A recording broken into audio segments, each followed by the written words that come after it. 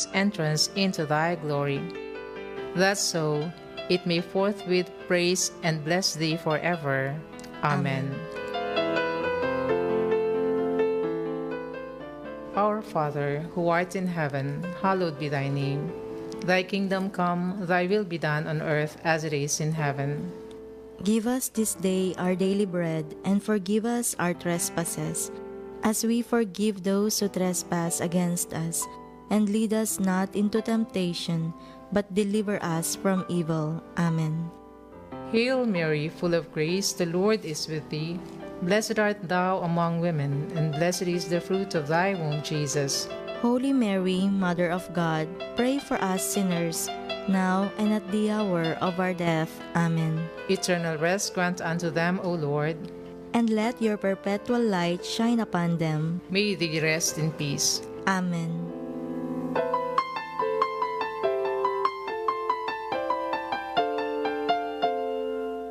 The Litany. Love of the heart of Jesus. Inflame our hearts. Charity of the heart of Jesus.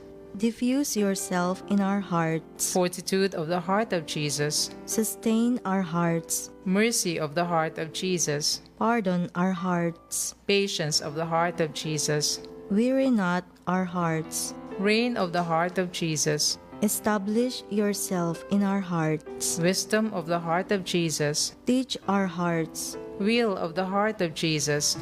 Dispose our hearts. Zeal of the heart of Jesus. Consume our hearts. Immaculate Virgin, pray to the heart of Jesus for us. Amen.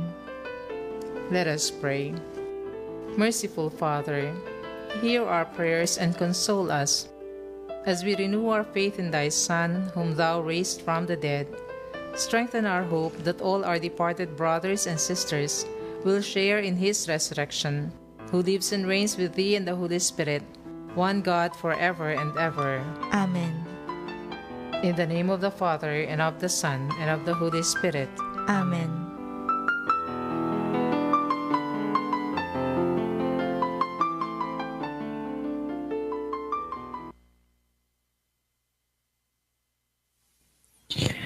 Magandang gabi po sa inyong lahat at muli po ay malugod namin kayong inaanyahan sa ikalabing-tatlong episode ng ating Usapang K. At simulan po natin ang ating episode sa pamamagitan po ng isang panalangin na pangunahan po ni Brother Den. Magandang araw po sa ating lahat. Ating pong simula ng ating programa sa isang panalangin. In the name of the Father, and of the Son, and of the Holy Spirit. Amen. Dear Heavenly Father, as we gather here today to share our voices to the airwaves, we invite your presence to be with us. Grant us the clarity of speech, wisdom in our words, and a spirit of positivity. May the message we convey bring inspiration, joy, and understanding to those who are listening. Bless our listeners with open hearts and receptive minds, and guide our discussions and interviews, that they may be filled with insight and meaningful content. May this radio program be a source of connection, entertainment, and enlightenment for all who tune in, especially for this day. And we offer you this time to you, Lord, as we ask for your guidance and blessings. In your name we pray. Amen. Saint Michael the Archangel, pray for us. In the name of the Father, and of the Son, and of the Holy Spirit. Amen.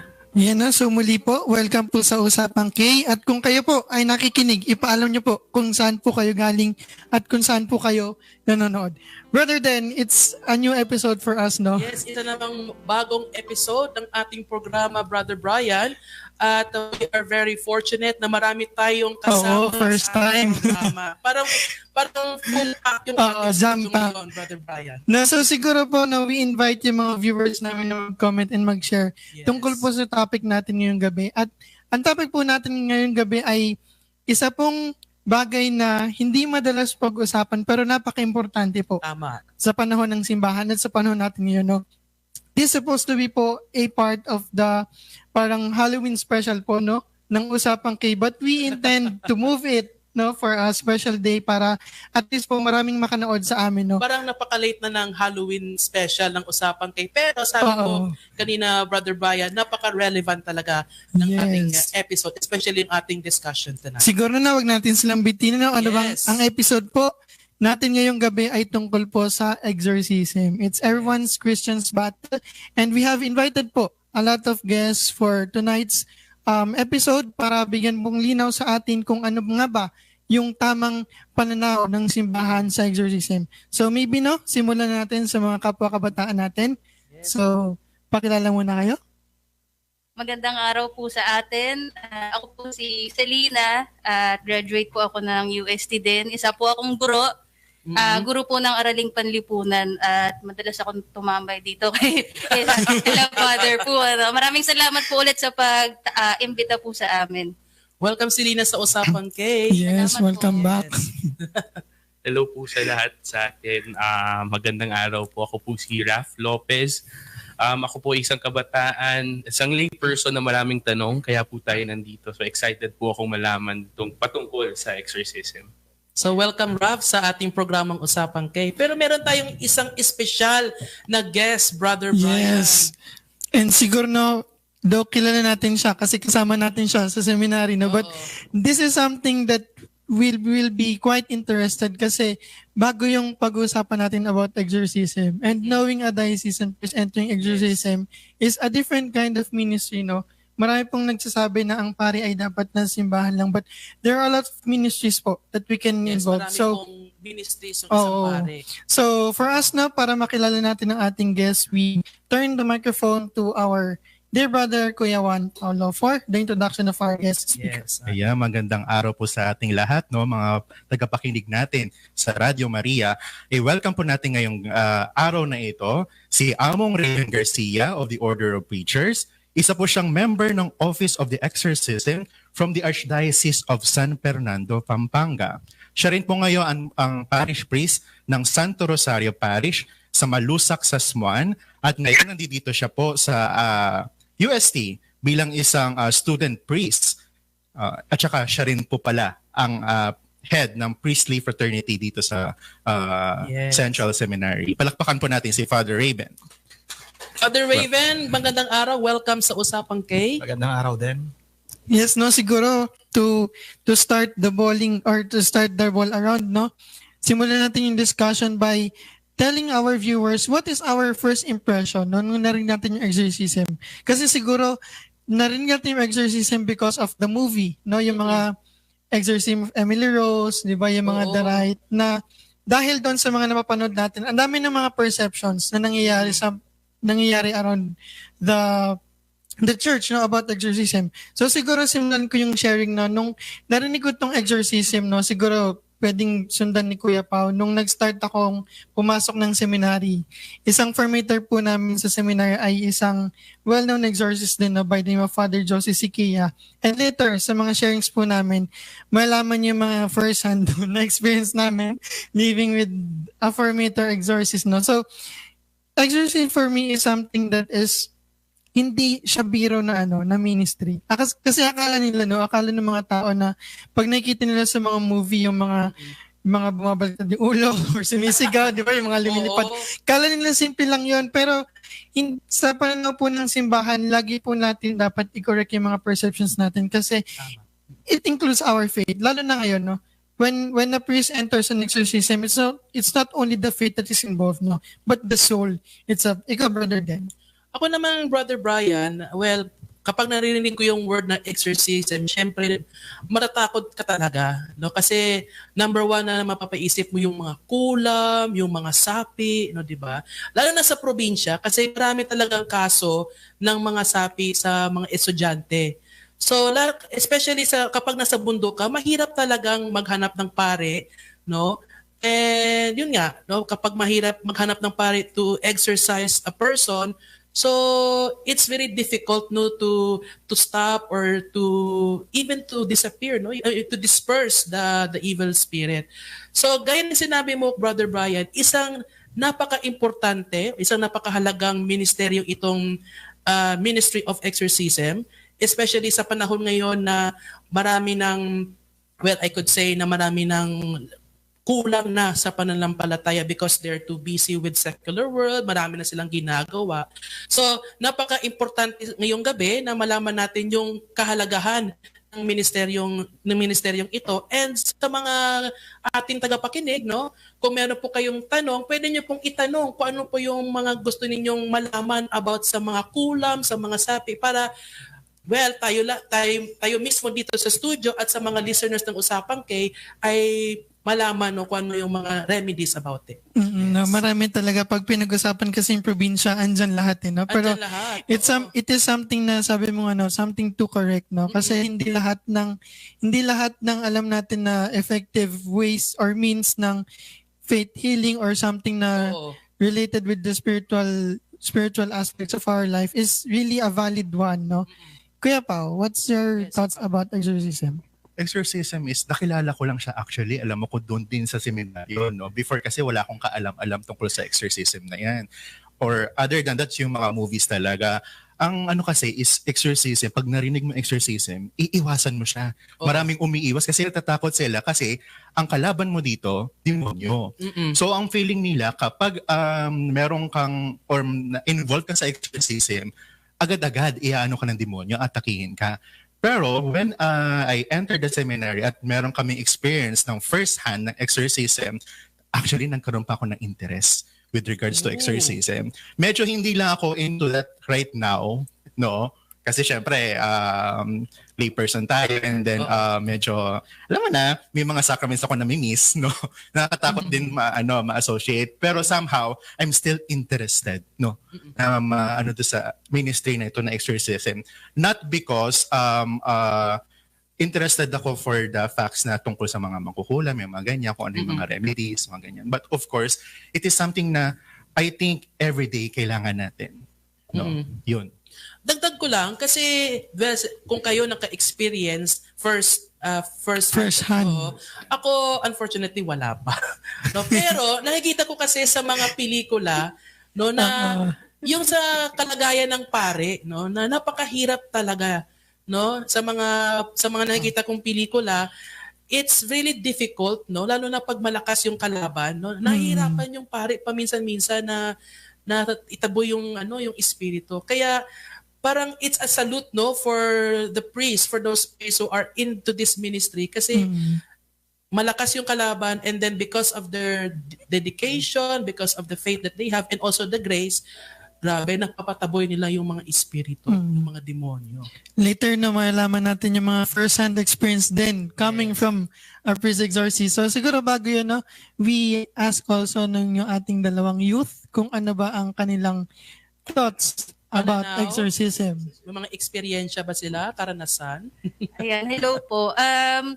Ako yung parang nagkaroon ako ng awareness dyan sa exorcism nung high school pa po ako. Kasi sa UST High School, parang laging nagre-retreat sa Caliruega. Tapos parang syempre kwento-kwento ng mga estudyante na parang uy, in-exercise si ganito, si ganyan, parang na-possess siya during the retreat. So parang syempre, as bata, curious ka kung ano ba yung na-exercise at paano ginagawa yun. So parang meron na ding tumatak sa utak ko na mga pare na nag-exercise. Yan. Tapos syempre, as we grow older, dahil members din po kami ng Dominican Network Youth Group, meron kaming pare na si Father Jeff Aito na lagi namin pinagtatanungan. Father, totoo ba yung mga lumuluwa ng pako, yung mga ganyan?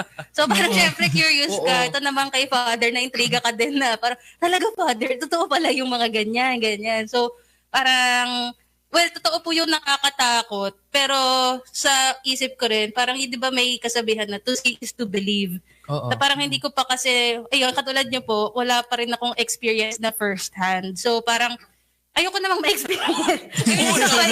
So medyo ayaw natin sa gano'n. Pero alam mo yun, parang meron ka lang doubt kasi hindi mo naman na nakita personally or hindi mo rin siya naramdaman personally. So maganda po yung ating topic ngayong gabi para mas maliwanagan na tayo. No? At para syempre mas guided din tayo sa ating faith. Ikaw, Rafi. Sa akin nagsimula din siya katulad ng kay brother sa mga movies exorcism of Emily Rose. Yung recently lang, Pope's Exorcist. Baka yung iba sikat sa atin yun. napanood, Sikat yun sa oo, diba? Netflix. Pero sa pagtagal, ako din ay na-expose una sa mga news. Marami tayong naririnig na mass possession sa kung saan probinsya. Pero lately rin, may mga nababasa, may naririnig ako na yung mga new age na practices ng mga kabataan katulad ng yoga for some. Sabi nila yung mga poses daw na yoga it's leaning towards a certain element or entity or spirituality. Yung Reiki naman, yung alignment ng chakras na tinatawag nila, something that the youth today is being exposed. And syempre, kung walang guidance ng katulad ni Father, baka ano na mangyari at saka kung saan mabukas ang mga spirituality ng mga kabataan. Okay. Oo, no? So coming from our own thoughts, no, punta na tayo na sa talagang magbibigay ng linaw sa atin about exorcism. So Father, yun din po, same question po. Ano po ba talaga dapat yung perception ng mga Katoliko at lalo po mga kaming mga seminarians, mga brothers po, and yung mga lay sa exorcism? Una sa lahat, tignan natin yung kahulugan ng exorcism based sa Catechism of the Catholic Church. Article 1673. No? When the Church asks publicly and authoritatively from the power of Jesus Christ that a person or an object be liberated from the power of the devil, we call that exorcism. Pag pumasok sa isip natin pag narinig natin yung salitang exorcismo, yun nga katulad ng sabi ni Brother Pau, natatakot tayo. Pero sa una lang yun. Kapag naranasan mo nang pumasok dun sa session mismo, tatapang ka kasi makikita mo kung gaano ka powerful ang Diyos laban sa demonyo, no? Laging nagtatagumpay ang kabutihan laban sa kasamaan. So nakakalakas ng faith. Palitan natin yung konseptong nakakatakot. Siguro sabihin natin nakakalakas ng faith kasi sa session, during session, mararamdaman namin kaming mga pare, bumababa yung mga santo during the Litany of the Saints, no? Pero hindi namin sila nakikita. Yung demon yung nagtuturo. Tinuturo niya kung sino tong santong to. Natatandaan ko nung October 2020, pandemic, nag-exercise kami sa Cathedral ng Pampanga, sa San Fernando, Pampanga. Bagong beatified si Carlo Acutis. Subukan ko nga, sabi ko. Kung talagang malakas si Blessed Carlo, sabi ko. So, tinatanong ko yung demon, 3 kaming exorcist priest noon. Palit-palit kami sa prayer kasi nakakapagod. Nakakapagod din, 3 oras, no? Subukan ko nga si Blessed Carlo, sabi ko kung effective, sabi ko. So, through the intercession of Blessed Carlo Acutis, I command you, demon, tell me your name. Inulit-ulit ko yon. And then, later on, sinabi niya yung pangalan. Of course, hindi ko pwedeng sabihin dito sa ano. Napatunayan na yung mga santo tumutulong sila during exorcism. So, hindi po natin dapat tatakutan. Sa umpisa lang yun. Natural lang na matatakot ka, pero kung meron kang matibay na pananampalataya, hindi ka matatakot. Father, siguro nasundan ko yung question about maraming mga tao, no, or kanina nabanggit namin na some of us are curious, no, on how exorcism happens or how the ministry happens, no. Sa inyo, Father, bilang pare po, paano po kayo na-introduce into the ministry of exorcism? Una sa lahat, alam mo yun, Bryce, seminarista pa tayo dito sa seminary, yes, di ba? May mga cases na nangyayari and then na-involve ako dyan dahil sa professor natin, si Father Winston. Sinasama ako ni Father Winston sa mga cases niya, no? Kung hindi ako nagkakamali, 3 cases yung nasamahan ko sa kanya, tinulungan ko siya. So, Teo pa ako nun, sa theology. So, parang nagkaroon ako ng interest. In a sense na, alam kong mahirap siya at alam kong delikado siya. Pero if you love the church, kung talagang mahal mo ang simbahan, parang you will offer your life, your ministry for this special work, no? So, doon nagsimula lahat. Na-introduce sa akin ni Father Winston, sa klase namin sa kanya, and then yung mga sessions. Hanggang sa, nung maordinahan akong deacon nung 2017, pina-attend na ako ng bishop ko dito sa annual conference dito sa ating BGPAP, no? And then nung maordinahan akong pari noong 2018, I was ordained April 21, 2018. Less than a month, May 16, na-appoint ako as exorcist. So, syempre, hindi ka pwedeng tumanggi. Yun yung nangyari. Nung kasama niyo po si Father Winston, Father, during that time, ano po yung mga naging experience niyo or karanasan niyo? Natakot po ba kayo? Parang nanghina po yung loob niyo? Ano po yung mga Yes, karanasan? part yun. Matatakot ka talaga, manghihina yung loob mo. Lalo na, yung tinatawag nating demonic retaliation, no? Oo. Pagkatapos ng session, kami ni Father Winston, ginagawa pa naman namin gabi. Natatapos kami 10 o'clock ng gabi nung time na yon, no? So, niisip ko pagbalik ko ng seminary, ako lang mag-isa sa kwarto ko, ganun, no? May mga demonic retaliations talaga na mangyayari. At yung demonic retaliation, kung saan ka mahina, doon ka pupuntiryahin ng Diablo, no? Diablo. So, yung relationship mo with the brother seminarians, with the community, yan. Minsan magkakasakit ka, yan. Marami. May mga instances ba, Padre, for example, ganyan, tinap kayo ni Father Winston, no? Basta-basta lang po ba, for example, yung mga kapwa pari or sige, mga pari, no? Yung mga exorcist, pwede bang mga kukuha lang sila ng ordinary person na pwedeng tumulong sa kanila o kailangan talaga yung person na yun, alam ng pari na yun na kaya nito? Based sa aking sariling karanasan, yung may kaalaman. Halimbawa, yung pari na ako, may mga seminarista sa aming archdiocese na knowledgeable sila about exorcism and they are willing to help. So sila yung sinasama ko. Hindi lang seminarista, yung mga officers sa simbahan, mga PPC officers, they are willing to help. So sinasama namin sila. Kasi para makita nila, hindi lang yung pari mismo, pati yung laiko, meron silang contribution sa special ministry na ito.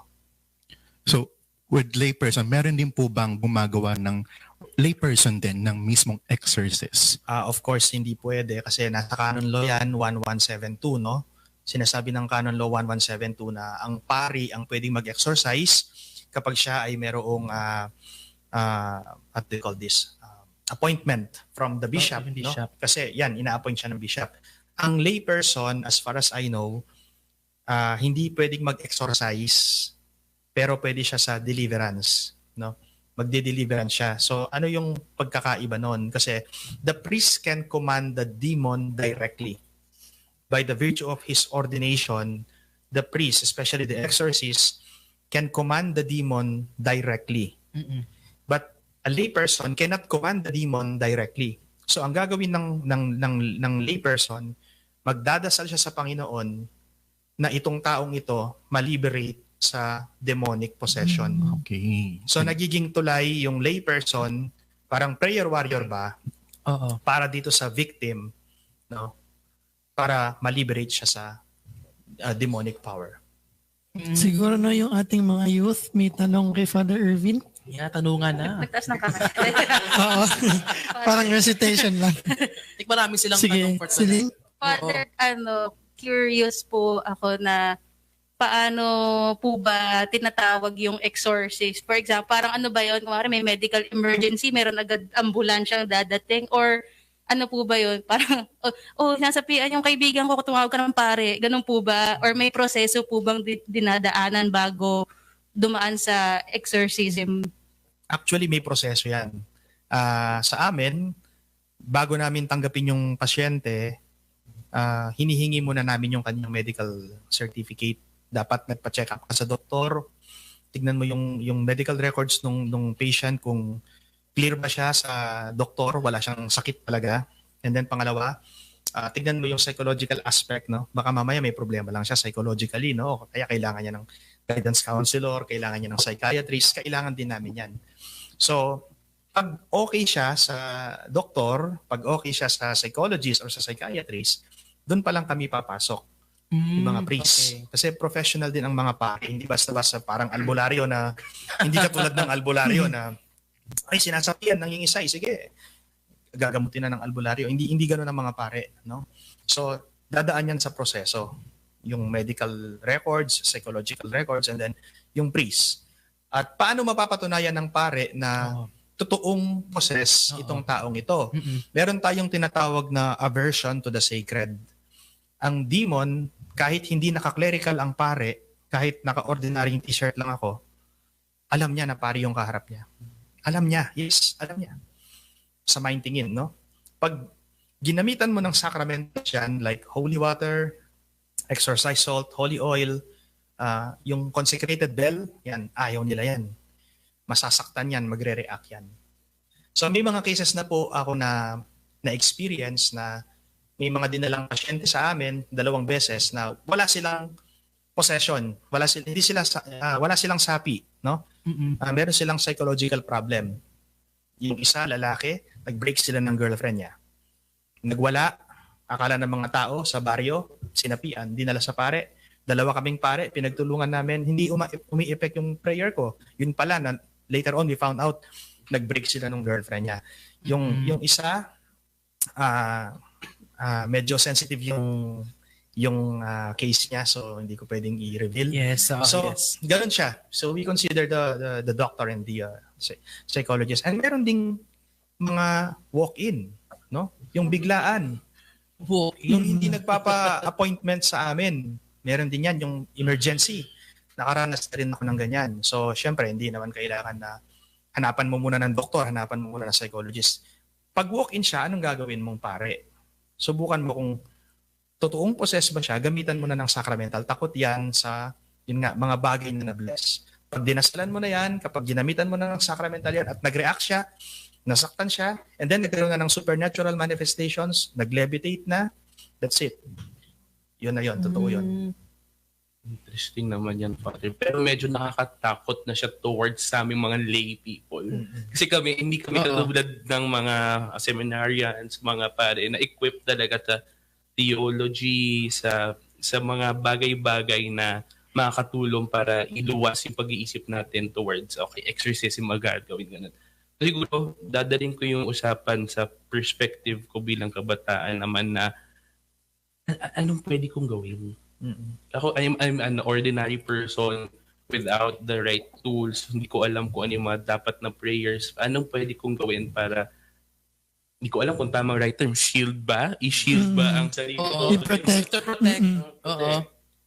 To protect yourself from the power of the devil. Simple lang. Number 1, kailangan ng regular confession.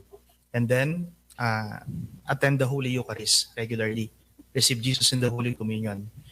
Have a special devotion to the Blessed Virgin Mary. Pray the Rosary. Yung mga bagay na yun. Importante yan para maging shield mo sila laban sa Diablo. Kapag ikaw ay nasa state of grace, hindi ka tatablan ng mga, kulam, barang, etc. Hindi ka tatablan yan. Babalik lang yan doon sa taong gumagawa. Yeah. So, importante yan, state of grace. Dapat lagi tayong nasa state of grace. Yun yung ating unang panlaban. At yung pananampalataya natin, of course, importante yan. Kasi our faith is our relationship with the Lord. Pag mahina ang faith mo, mahina ang relationship mo sa Panginoon, tatablan ka ng demonyo. Pero pag malakas ang faith mo, hindi ka tatablan.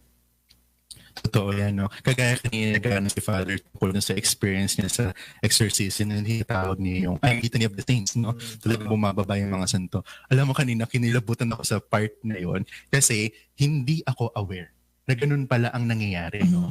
Na bumababa sila. Kasi alam natin sa misa, ganito, nagbubukas yung langit, mga ganun. Yung pala, nangyayari din pala sa ganung sitwasyon, no, na kapag nagdadasal ka, nagbubukas din yung langit, bumababa yung mga santo at tumutulong, no. Pero Father, no, kasi 'di ba sa ating mga Pilipino na culture talaga natin yung mga namana natin sa mga kanununuan natin yung mga tawag natin yung mga tradisyon yung mga yung mga tabi-tabi o yung mga ganun. Until now, no, ginagawa natin. Tsaka yung pamahiin. That's the right term, no. Ano po ba dapat ang gawin natin? Paano natin ipapaliwanag, no, sa mga ordinaryong tao na hindi naman masyadong inclined sa mga simbahan or hindi sila aware na itong mga bagay na pala ito hindi dapat ginagawa ng mga Katoliko, no? Paano natin i-explain sa kanila na hindi ito tama kasi these things related ito sa mga masasama. Actually, yan isa sa mga challenges ng simbahan lalo na kaming mga pare, kailangan namin yung tulong ng mga lay persons, no? Kayo. Sa papaanong paraan, catechism, kapag ang isang catechist, no, nagtuturo siya ng proper teaching sa mga tao, lalo na sa ganyang bagay, sa mga occult practices, mabubuksan yung isip ng mga tao, iiwasan nila yung mga bagay na yan. Kasi bawal yan sa ating Catholic faith. Makikita mo yan sa CCC Article 2111 hanggang 2117. No? May sinasabi yung Catechism of the Catholic Church about superstition, about yung bawal yung magpunta sa albularyo, etc. So, kailangan ng catechist. Actually, meron kasi akong karanasan, Father, no, na meron akong kaibigan na, well, he is an active member of the church, no. Napaka-aktibo po niya sa simbahan. Tapos yung one time, yung nanay niya ay nagkasakit. So, imbes na magpunta sa doktor, nagpunta yung nanay niya sa albularyo. Kasi naniniwala yung nanay niya na, naku, magagaling ako ng albularyo. Kasi tradisyon natin na kapag pumunta tayo sa albularyo, magagaling, no? Kasi lalo na sa mga kabundukan, sa probinsya, na kasi malayo kasi yung mga clinic nasa bayan pa. Kung yung bahay mo na nasa bundok, so pupuntahan talaga mo yung albularyo. So kahit anong catechism na sinasabi ng kaibigan ko sa nanay niya na, Nay, wag ka namang pumunta sa albularyo kasi bawal po yan, no? Ay, yung mas maina, pumunta tayo sa doktor, magpakonsulta, no, humingi ng reseta, tapos magdasal, no, magpunta sa simbahan. Yung sabi ng nanay, naku, malayo kasi yung simbahan, anak, malayo kasi yung doktor. Dito na lang sa albularyo kasi kapitbahay natin yung albularyo. So yun, napaka-accessible talaga ng albularyo. Pero sa totoo lang, no? May mahirap yan. Sa totoo lang, mas mahal pa maningil ang mga albularyo kaysa sa mga totoong doktor, no? Noong nakaraan kasi na-experience ko rin yan. Pasensya na. Nalagasan ako ng ilang libo doon. Pero ano nga, no? Magkakaroon ba ng chance na talagang mawawala ang perception ng mga Pilipino na sa mga albularyong mga ganito? Darating po ba ang pagkakataon na we will turn into church for protection, for healing? But kasi 'di ba, ang dami nagkakasakit ngayon, lalo na nagka-COVID, 'di ba? Hirap na hirap tayo. Ano po ba ang mga paraan ng simbahan ngayon? Kasi 'di ba, kagaya nung nakaraan, meron tayong exorcism dito every night, no? Doon sa page natin may exorcism. Ano ba ang tingin ng mga simbahan natin na itong COVID gawa ng demonyo po? Ano po bang niyo doon? Yung reaction niyo? Yung reaction niyo pala, rather. Well, magko-quote ako kay Father Winston. Nabasa ko to sa isa sa mga comments niya during pandemic, na yung pandemic daw, actually hindi lang kay Father Winston, pati sa mga exorcists, na yung pandemic ay gawa ng diablo, gawa ng demonyo, in a sense na tignan yung naging epekto sa atin. Nagsara yung mga simbahan, diba? Tapos naging online mass. Sa online na lang tayo nagsisimba. So, plano ng demonyo lahat yan Malayo tayo sa Panginoon, malayo tayo sa simbahan. Tingnan mo, nakasanayan natin ngayon. Yung mga ibang tao, ayaw nang pumunta sa simbahan kasi online mass na lang nagsisimba. For them, it will fulfill their Sunday obligation. Pero mali yun. Wala naman silang sakit, wala namang ibang dahilan na mabigat para hindi sila magpunta sa simbahan. Pero sabi nila, online mass na lang ako, manood na lang ako sa cellphone ko, nagsimba na ako noon. Hindi po simba yun. Hindi yun. Nanood ka lang ng video. Manood ka lang ng video na pwede mong i-replay. Tapos sabihin mo, nagsimba ka na, it will not fulfill your Sunday obligation. And you are committing a sin against the third commandment. Diba? So isang epekto yan. Well, maganda yung meron tayong online mass kasi meron siyang positive side naman Yes. In a sense na kahit malayo ka, mapapanood mo yung homily ni Father. Pero wag mong gawing dahilan yung online mass para wag ka nang magpunta sa simbahan, yung physical presence mo. Diba? Okay. Siguro na, Father, napunta na tayo sa modern, no? Yung question ko din isa kanina is, paano ba dapat tignan ng isang Katoliko yung mga napapanood niya sa mga exorcism movies? Kasi yung in my own experience, no, nung bata pa ako, mga seminarian pa ako, no, doon talaga nagsimula yung mga curiosity ba? Na kung ano yung mga nakita ko sa movie, ito yung pwedeng maging totoo. Tapos dumating sa point na may nabasa na ako na there are a lot of people na who will just be flying around.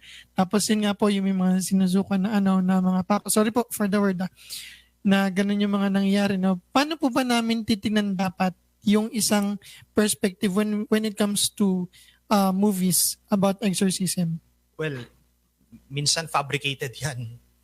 Minsan ginagawa nilang exage yung mga lumalabas sa movie, Minsan may mga hindi na totoo para magmukhang attractive or mas nakakatakot sa mga viewers. Pero minsan meron akong isang isinama sa session namin. Sabi niya, Father, yung mga napapanood ko pala, totoo pala yun kasi nakakita siya nagde-levitate, nakakita siya ng mga nagwawala, nagsasalita ng Latin, ganyan.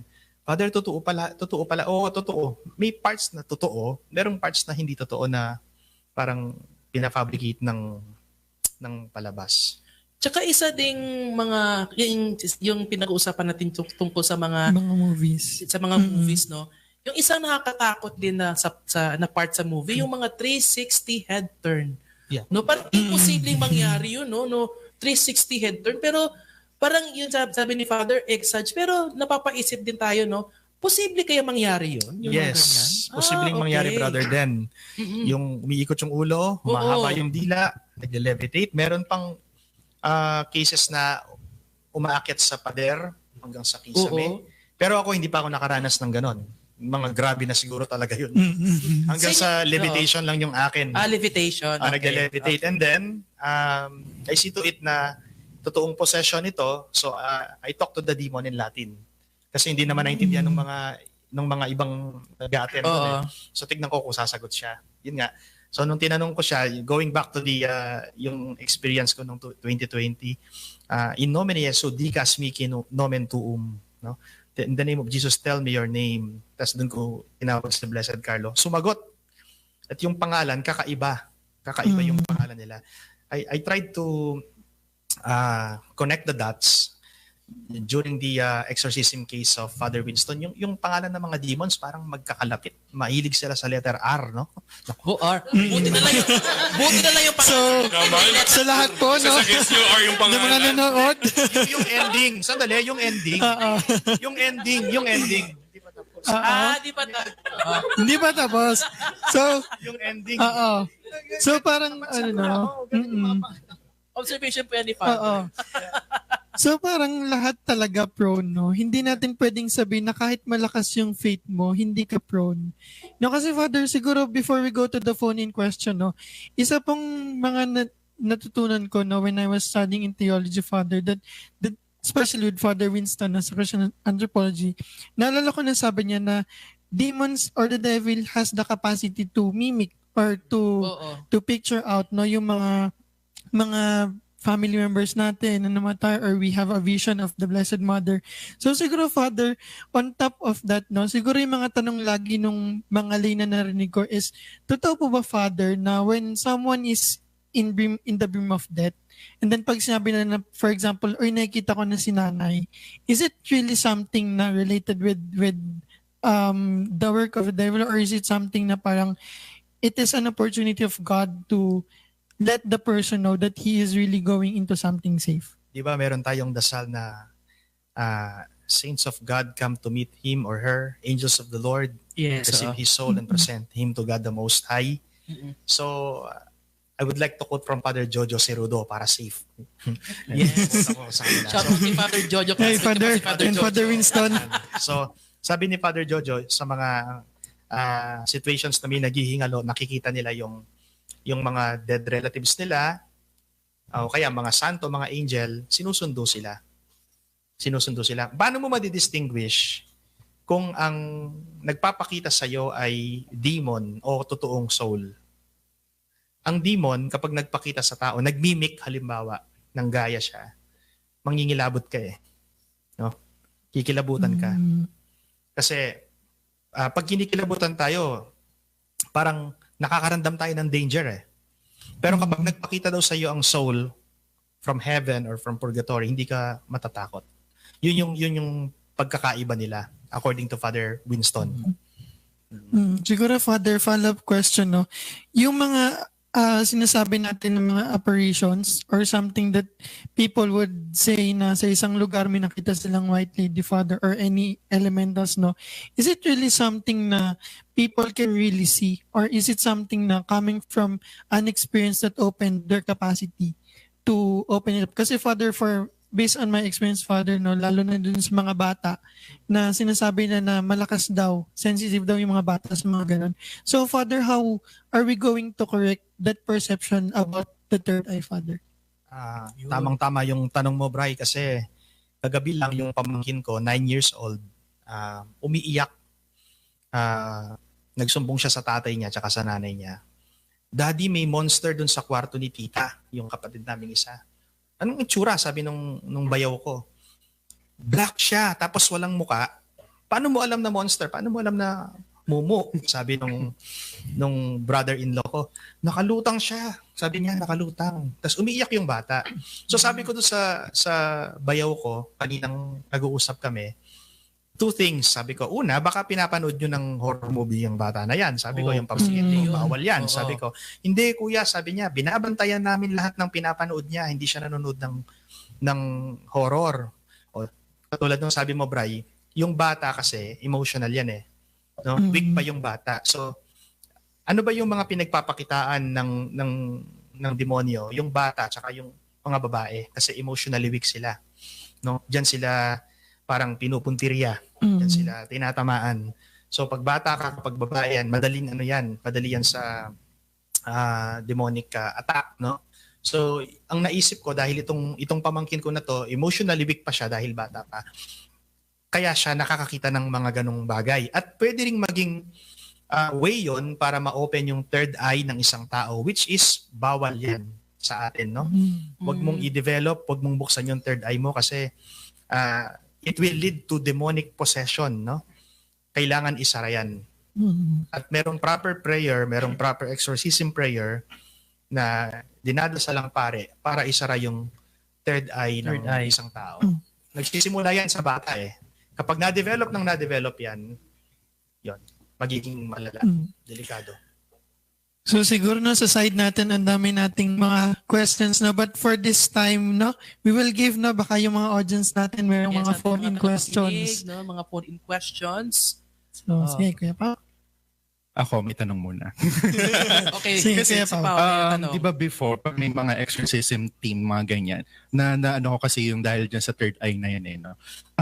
Sino po yung, mayroon po ba kayong parang kasama na nakakaramdam talaga sila para ma-check nila kung yung lugar na yun infested or yung tao na yun possessed? May ganun tao ba kayong kasama, Padre? Good question, Brother Pao. Yung taong may charism, Opo, we don't call it third eye kasi when you say occult third eye, that is dangerous and that is something demonic, no? Pero merong taong dating may third eye, binasara niya sa pare sa pamamagitan ng dasal, tapos yung third eye niya, para bang na-convert, naging charism, magagamit ng tao yon kapag may mga cases. Sa isang lugar, mararamdaman niya kung nasan doon yung demonic presence. No? Sa amin sa Pampanga, meron kami, pero hindi na siya active ngayon. So ngayon, wala na. Kami na lang, mga pare. Pero paano po yun, no? Pag hindi na siya nagtuloy-tuloy sa ministry niya and she still have that charism, no? Magagamit pa ba niya uli yun? Pwede. If God will permit. If God will allow. Pero will there be a chance na bumalik uli yung third eye niya? Kapag nag-occult siya. Okay. Okay. Kapag nag-occult siya. Yes. Dahil discuss tayo about sa mga pamaiin, sa mga paniniwala natin. Father, meron po akong tanong bago tayo mag-proceed sa ating phone-in questions. Totoo po ba yung mga duwende, yung mga engkanto? Kasi uso po yan sa probinsya, no? And makaka-relate po yung ating mga listeners kasi yan din ang isa sa mga paniniwala, no, na gaya ng sinabi kanina ni Paul, yung tabi-tabi po, yung mag-alay ng mga pagkain, no? Baka para hindi sila daw tawag doon, yung parang Madalaw. misfortune o something like that, no? Totoo po ba yan, Father, yung mga ganyan? The demon or the devil is the great deceiver because the devil is the father of lies, no? Yung mga duwende, kapre, tikbalang, white lady, those are fallen angels. 'Di ba? Katulad ng pinag-usapan natin kanina, demons love mimicking, nanggagaya. So yung mga duwende, kapre, tikbalang, mga fallen angels yan, they are demons. They follow a certain mythology of a country. Halimbawa dito sa Pilipinas, 'di ba? Merong duwende rito, merong kapre, may tikbalang. Sa ibang bansa, iba 'yan. Elf, fairies, mermaids, diba? Yes, Yan. oo. So mga demons pa rin 'yan.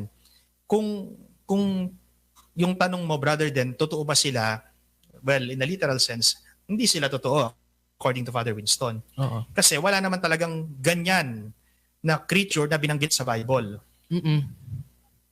Pero ano sila? Mga demons nga sila Oo. na Okay. nagmimimik, nanggagaya, or paano tayo nagkaroon ng idea about duwende, tikbalang, kapre? Saan galing yung concept na yan? Sa mga albularyo. Bakit? Kasi yung mga albularyo, open yung kanilang third eye, sila yung nakakakita ng mga yan. At sila din ang nagbigay ng pangalan, katawagan sa mga elementals na yan. So lahat ng yan, duwende, kapre, tikbalang, Oo. etc., white lady, mga demons po yan. Kaya mga kaibigan sa ating mga manonood, wag nating ugaliin yung sasabihin natin meron akong alaga sa bahay, no? Duwending puti, nagbibigay sa akin ng nagbibigay sa akin ng swerte, ganyan, no? Ng swerte. Oo, nagbibigay daw ng swerte yung duwending puti, mabait daw yung duwending puti, kapag duwending itim, masama. Kahit ano ho yan, duwending puti, duwending itim, duwending pula, duwending berde. Lahat na ng kulay. Lahat ng kulay. Kompleto na sa rainbow. Yeah, rainbow. Duwending rainbow. Lahat Mga po yan seven demonyo. dwarfs. Kaya, yeah. Kasi madaling maniwala ang Pilipino kasi lalo na pag tuwing linggo ng gabi, yan yung ating napapanood, no? Sa mga sa mga videos, no, na may mga duwende nagpapakita, yung mga engkanto, no. So at least maliwanag mula kay Father Raven na hindi yung totoo dahil ano po sila, mga mimics of the devil. Totoo po. Actually, mas malinaw na siya sa aming mga lay people na basta taliwas sa turo ng simbahan, iwasan na natin. Automatic. Kahit Yes, ano man iwasan. yan, kahit nasa tingin natin. Kasi may mga iba na ginagawa in disguise or in guise of Catholic teachings, ginagawa nila, sinisingitan nila ng kung ano-ano pa. Oo. Paano Father, kung kunwari, sinabihan mo na, sinabi mo na sa kanya, okay, hindi yan tama, hindi yan aligned doon sa teachings ng Catholic faith. Pero ginagawa pa rin niya.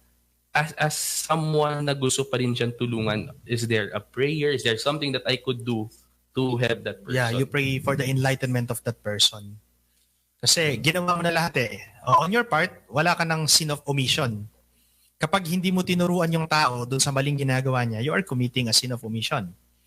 Pero pag tinuro mo na sa kanya kung ano yung tama at dapat gawin, pero hindi pa rin siya nakinig sa'yo, wala kang pananagutan sa harap ng Diyos. Ang gawin mo na lang, ipagdasal mo na lang yung taong matigas ang ulo. Oo, tama. Father, Sige. sorry.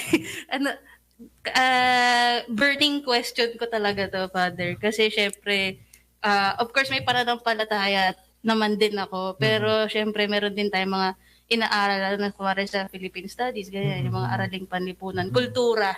So parang sa utak ko, hindi ko siya mapag-combine or hindi malinaw sa akin. Gusto ko lang din po malaman yung perspective din po ng simbahan tungkol dito. Kasi kung titignan po, katulad po rin sinasabi nyo kayo na yung mga mangkukula, yung mga fake healers, ganyan. Yung mga, albularyo, ganyan. Ito po ay mga folk traditions na bahagi ng kultura. So, kumbaga, nakaugat sa kultura and identity ng mga Pilipino yung ganong klaseng practices and beliefs. So, parang hindi po maiwasan na talagang merong magsasubscribe sa ganong paniniwala and practices. So, pwede rin, Father, na both. Kuwari, Katoliko din siya, nagsisimba and getting all the sacraments and all that. Pero naniniwala din sa mga faith healers, albularyo and everything. So, parang nalilito lang ako, Father, kung ano bang, yung parang sinasabi kasi ng simbahan, kapag anything, di ba, na hindi, akma doon sa turo ng simbahan, mali. So, paano po natin masasabi na mali kung ito po ay bahagi ng folk traditions and culture? So, parang, parang talagang eliminate Thin natin line. na mali yan. Ito yung tama, parang ganun po yung... Okay. Speaking of folk tradition or culture, ano ba ang paniniwala nating mga Filipino bago dumating ang mga Kastila o ang Christianity dito sa Pilipinas before 1521? Ano tayong mga Pilipino? Tayo ay mga animists. Animistic. Diba? Oo. Ano yung mga animist na yun? Pagan. Sumasamba sa mga anito. And who are the anitos? Anitos are fallen angels. Sumasamba sa nature. Sumasamba sa puno. Sumasamba sa batis. At diyan nakuha ng mga albularyo yung kanilang kakayahan para manggamot. Saan galing yung kakayahan ng mga albularyo, ng mga magtatawas, ng mga espiritista para gumawa ng mga supernatural na bagay na yan? Galing yan sa mga demons. Kaya nga ang tawag natin dyan, familiarity spirits or generational spirits, pasa-pasa. May pinag-ugatan yung kanilang pinaka-ninuno ng kanilang ninuno, pinasa-pasa yan hanggang ngayong kasalukuyan. Tulad ng sinabi mo, merong mga Pilipino na they are practicing Catholics but they believe on those kind of occult practices. No? Sad to say, kahapon may nag-chat sa akin from US. Sabi niya, Father, tulungan mo naman ako ipagdasal natin yung kapatid ko. Sabi niya kasi may sakit. Anong pinakamainam na gawing solusyon? Kasi gusto naming makasigurado, sabi niya. O ito po yung gagawin ninyo. Sabi ko, tumawag kayo ng pare, pa-anoint nyo po. Pa-anoint nyo, baka sakaling lumakas po siya. Kailangan niyang ma-anoint at kailangan niyang mag-confess.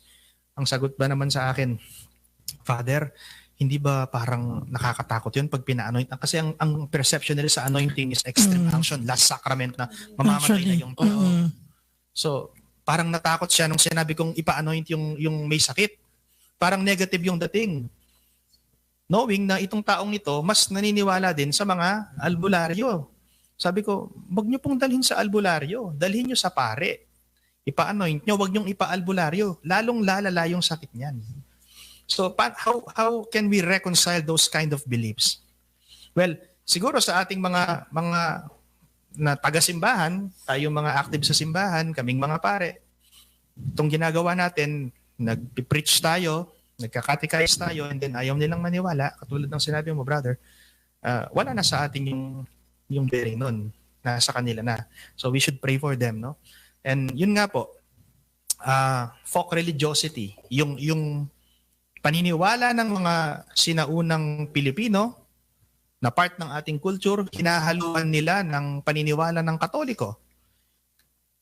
You are a devout Catholic, active ka sa simbahan, pero naniniwala ka sa mga albularyo, naniniwala ka sa mga pamahiin.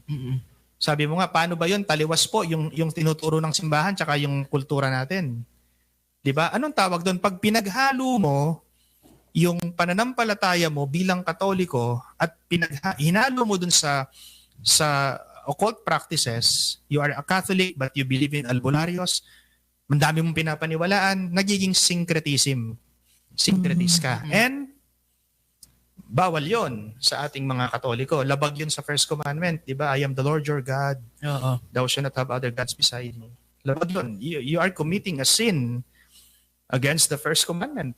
So isa lang ang paniwalaan mo. Kultura nating Pilipino yan, mga albularyo na yan, but still, as Catholics, isa lang ang dapat nating paniwalaan, ang Diyos, wala nang iba. Amen. Amen. At may phone-in question na pumasok, no? Yes. Ano pa daw ang opinion daw po ninyo with regards doon sa mga tao o yung practice na either Santo Manyan or Sacramentas na ginagawang lucky charms ang mga ito? Oo. Bawal din ho yan. Naglabas na po ng circular letter yung CBCP regarding dun sa mga Santo Niño na may hawak na coins. Pera, no? Naku-uso yan. Uso yan. Uso yan ngayon. Uso yan sa mga bahay. Oo. Kadalasan makikita mo yan sa mga karinderya, sa mga karinderya, sa mga restaurant. Yung Santo Niño may katabing katabing pusa, yung kumakaway na pusa. Kumakaway na Kung hindi pusa, may katabing palaka. Palaka. Oo. May Maria. May Maria. Halo-halo na, no? So, hindi nila ginagamit ang Santo Niño para sa debosyon, kundi ginagamit nila ang Santo Niño para maging lucky charm, which is, again, nauuwi sa syncretism. And that is very, very dangerous, my dear friends. Very dangerous. Kasi violation yan sa first commandment. Kaya ako po, Brother Pau, at dun sa tanong, hindi ko po, sorry po, alam na mga parishioners ko yan, hindi ko binibless yung Santo Niño na may hawak na barya. Kasi naglabas na ng letter yung CBCP, bawal yan. So be aware po tayo, no, sa ating mga listeners, sa ating mga viewers, na bawal talaga yung mga klaseng ganyang imahe. Yung mga lucky charms. Mga lucky charms, oo, mga pampaswerte. pampaswerte. Oo. Ayun po, no? So, alam nating naging maganda yung usapan natin. And as much as we wanted to continue, but we're running out of time na po. So, maybe Father, no, ang last na question namin sa inyo is, what would be your message or your encouragement naman to those, no, to those people, and especially the members of our church na who really wanted to enter this kind of ministry? Una po sa lahat, huwag kayong matakot. Kasi pag natakot kayo, yun po yung magiging way ng demonyo para makapasok siya sa buhay ninyo. Pag hindi ka natatakot sa demonyo, ibig sabihin meron kang matibay na pananampalataya sa Panginoon. And that's a good sign that you can help in this special ministry. Kasi takot ang ginagamit ng demonyo para tumalikod tayo or umiwas tayo dito sa special ministry na to para iwanan natin ang simbahan. And another thing is that pag-aralan niyo yung Catholic faith natin, no? Yung mga doctrine ng Catholic Church. Kahit basic po yan, Father, no, importante meron tayo kaalaman sa ating pananampalataya at sa ating doktrina. Yes. Yan na. So, muli po, maraming salamat po sa mga nakinig at nakisama po sa ating mga viewers, especially sa ating mga guests po. Father, thank you for your time. So, siguro po, no, kung kayo po ay nanonood at nakikinig ng usapang Katie, natapos po namin ito sa isang salita po na magiging aming takeaway, no? So siguro ako, ang takeaway ko for tonight is faith talaga, no? It's a faith. No matter what happens in this world, it always will go down to how strong or how weak your faith is. But if you would tell yourself that my faith is weak, it's okay. Kasi there are a lot of people in the Bible, those who are involved in exorcism, when the Lord sees their faith that is weak, yun yung binibigay ni Jesus during his ministry, na lagi nating narinig na your faith has healed you.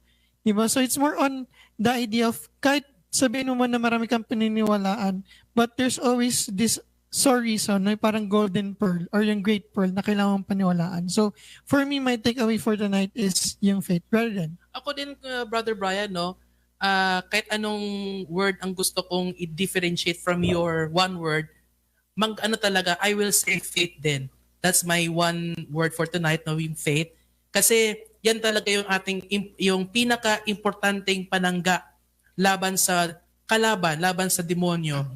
Kapag meron tayong pananampalataya, magiging malakas tayo sa Panginoon, at syempre maiiwasan natin yung mga ganyang klaseng experience at karanasan. At kung meron din tayong pananampalataya, syempre maiiwasan na natin yung mga kaugalian natin na sasabihin nating mali. No? At pwede nating maitama yung mga kaugalian, yung ating mga kultura para sa ating kapakanan. So, importante po yung pananampalataya. Okay? Sige, kanya muna. Ikaw. Ako po, one word for tonight. Ako po, parang doubt or curiosity. Parang importante na magtanong ka, maging curious ka, mag-doubt ka hanggat maaari para mas mapalakas mo at mapalalim mo yung paniniwala mo at yung pananampalataya mo. Kasi kung hindi ka po magtatanong, tapos parang katanggapin mo lang lahat ng bagay, dangerous din yun. Parang take in all the information you can, nang hindi nagtatanong at hindi nagiging cautious, kahit sa faith mo pa yan, dangerous yung information. So kailangan sinisigurado yung mga bagay-bagay, kailangan manatiling curious, yun ba? Kaya nga po, katulad nito, meron tayong Q&A session with Father. So napakaganda. Again po ang word ko ay, curiosity. Curiosity or doubt. Kaya nang sinabi sa isang commercial, wag maghiyang magtanong. So, tama yun.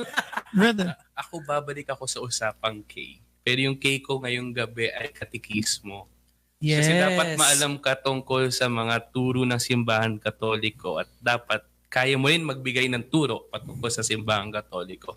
Hindi kasi dapat matatapos na ikaw mismo ay protektado, ay dapat maiwasan ang mga masasamang mga practice. Pero dapat ikaw mismo pinapakita sa ibang tao na okay, hindi yan tama, dapat babalik tayo sa kung ano yung turo ng simbahan.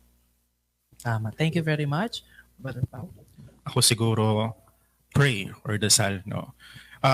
Hindi pa rin nawawala talaga sa pagiging isang tao ko na matakot ako paminsan-minsan, no, dahil siguro sa mga napapanood ko rin minsan, nadadala ko sa isip ko, no. Pero ang mahalaga rito is magdasal ka at wag na wag kang bibitaw sa Diyos, kasi sino ang mas malakas kundi ang Diyos lamang. Yun. Amen. Amen. Okay po. Father Ray, meron ka pang one word na gustong i-share? Ako sa akin, love. Bakit? Oh, ganda. Because God is love. And the devil does not know how to love. Hindi marunong magmahal ang demonyo. So pag meron tayong Hugot sa Diyos, Sige, Father. pag Pero meron maganda tayong yun. pagmamahal sa Diyos at pagmamahal sa simbahan, hindi tayo titingin sa ibang paniniwala. Paniwala. So next time na makakita tayo ng demonyo, ganyan lang. Parang Open heart. Okay, maraming salamat Father Raven Garcia at sa ating mga guests, si Raph at si Selena, na naging kasama natin sa ating episode sa Usapang K. Yan, so sa lahat po na gusto makaka-catch up sa aming usapan, i-follow nyo lang po ang Usapang K sa YouTube at sa Spotify, no? At mukha pong ang ating mga kaibigan from the Downnet has a special announcement, so we give the floor to them before we end the show. Ayan, hello po. Last na po to, promise. Meron lang po kaming invitation. Inaanyayahan po namin kayo na sumama po sa aming proyekto together with the UST Parish, Autism Society Philippines Manila at Rotary Club of San Juan Supreme. So para po ito sa mga children with autism. Ngayon po nagko-collect po kami ng pondo para makakolekta po kami ng pambili ng materials, school kits na ibibigay po namin sa children with autism mula sa Autism Society Philippines Manila and P. Gomez. Ito lang po yan, malapit sa may UST Parish. So kung gusto po nating mag-donate sana at tumulong, makikita po ninyo yung aming poster at yung QR code kung saan pwede mag-donate sa Facebook page ng UST Parish. Or pwede rin po kayo mag-visit dito po sa UST Santissimo Parish. Meron po tayong donation box. Okay. And last na po, sa Sabado, kung gusto niyo rin pong pumunta, ang phase 2 po natin ay awareness seminar naman. So mahalagang hindi lang tayo nagdo-donate, mahalaga pong alam din natin kung paano mas maging inklusibo sa komunidad kasama po yung mga people with autism. Ayan, salamat po. Ayan, muli po sa ngalan po ni Father Dexter at ni Father Paul. Yes. Kami po ang inyong lingkod, Brother Brian po with Brother Dan at sa lahat po na mga kasama namin ngayong gabi. Ito po muli ang panibagong edisyon at bagong episode ng Usapang K! Good night po and have a good day, everyone.